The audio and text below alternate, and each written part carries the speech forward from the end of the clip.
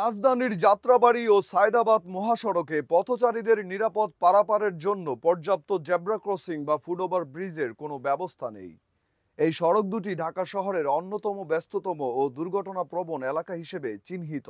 যাত্রাবাড়ী ও সায়দাবাদ এলাকায় রাস্তা পারাপারের কোনো পরিকল্পিত ব্যবস্থা না থাকায় পথচারীরা চলন্ত যানবাহনের সামনে দিয়ে ঝুঁকি নিয়ে রাস্তা পারাপার করেন। ফ্লাইওভারের নিচে এমন পরিস্থিতি তৈরি হওয়ায় গত ২.৫ বছরে সেখানে অর্ধশতাধিক মানুষের প্রাণহানি ঘটেছে। আমরা যে সায়দাবাদ যাত্রাবাড়িতে ঘুরি, আমাদের একটা নির্দিষ্ট জায়গা থাকলে ভালো হতো না রাস্তা পারাপারের জন্য। এটা জেব্রা ক্রসিং হলে ভালো হতো না? আমি সায়দাবাদ এবং যাত্রাবাড়ি দুটো জায়গায় দেখলাম, কোথাও কিন্তু জেব্রা ক্রসিং নাই। এটা কি আমরা সভ্যতার দিকে আছি না অসভ্যতার দিকে আছি? জায়গায় জায়গায় জেব্রা ক্রসিং থাকে না, জেব্রা ক্রসিং নির্দিষ্ট জায়গা দিয়ে মানুষ পারাপারে। এখানে তো নির্দিষ্ট কোনো জায়গা নাই। না না, আপনি এই যে বিয়ে করলেন, উল্টে এদিকে চলে যাচ্ছেন। একটা নির্দিষ্ট জেব্রা ক্রসিং থাকে না, ওই যে রাস্তার মধ্যে সাথে সাথে দাগ দেওয়া, ওইটা নির্দিষ্ট হলে তো ভালোই তো নাকি? কষ্ট করে পার হয়ে আসলেন, এটা কি আমাদের জন্য নাগরিকদের জন্য ভালো না খারাপ? অবশ্যই খারাপ। আমাদের জন্য কি একটা জেব্রা ক্রসিং বা নির্দিষ্ট জায়গা থাকা উচিত না? আমরা কথা বললাম পুলিশের সাথে, ওনারা বললো এখানে জেব্রা ক্রসিং দিলে মেইনটেইন করা পসিবল না। এটা আপনার কি মনে হয়? আমি একটা মেয়ে মানুষ, আমার অবশ্যই এখানে ডেঙ্গায় আসা আমার জন্য অনেক বেশি কষ্টকর। আমি কেন, আমি ছাড়া অন্য কোনো মেয়েরাও যদি এভাবে আসতো তো ওনাদের জন্য এটা সমস্যা। এটা একটা জেব্রা ক্রসিং, এটা নির্দিষ্ট জায়গা থাকতে ভালো হতো না সবার জন্য? এটাই আমি কথা বলছিলাম পুলিশের সাথে এবং ঊর্ধ্বতন কর্মকর্তাদের সাথে। তারা বলতেছে এখানে নাকি মেইনটেইন করা যাবে না, কিন্তু আসলে কি এরকম মেইনটেইন করা যাবে না?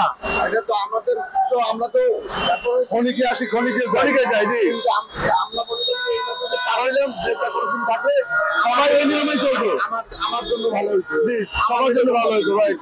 ফ্লাইওভারের নিচে স্থানীয় রাস্তা দিয়ে বাস, ট্রাক, প্রাইভেট কার সবই দ্রুত গতিতে চলে। কোনো গতি নিয়ন্ত্রণ ব্যবস্থা, স্পিড ব্রেকার বা রোড ডিভাইডার নেই।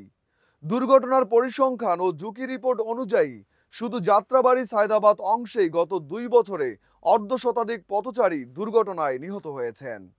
অনেক সময় স্কুলগামী শিশুরাও দুর্ঘটনার শিকার হচ্ছেন।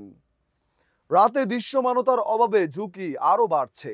এই পরিস্থিতি মোকাবেলায় স্থানীয় প্রশাসন, ঢাকা দক্ষিণ সিটি কর্পোরেশন ও সড়ক ও জনপথ বিভাগের সমন্বিত উদ্যোগ প্রয়োজন। পথচারীদের নিরাপত্তা নিশ্চিত করতে জেব্রা ক্রসিং ও ফুটওভার ব্রিজ নির্মাণ, সিগন্যাল লাইট স্থাপন এবং ট্রাফিক ব্যবস্থাপনার উন্নয়ন অত্যন্ত জরুরি। দেশের অন্যতম বাস টার্মিনাল এবং গুরুত্বপূর্ণ পয়েন্ট যাত্রাবাড়ী এবং সায়দাবাদের মতো জায়গায় আমরা ঘুরে দেখলাম যে এখানে কোনো ধরনের রাস্তা পারাপারের জন্য মানুষের জন্য একটি নির্দিষ্ট জায়গা বা জেব্রা ক্রসিং নেই।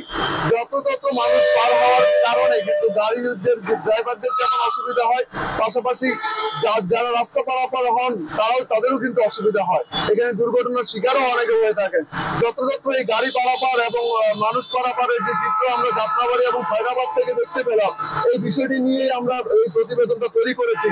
কারণ এই জেব্রা ক্রসিং দিয়ে পারাপারের যে বিষয়টি, পুলিশ বলছে যে এটা কন্ট্রোল করাটা নাকি খুব কষ্টসাধ্য হবে, কিন্তু আসলে কি কষ্টসাধ্য হবে?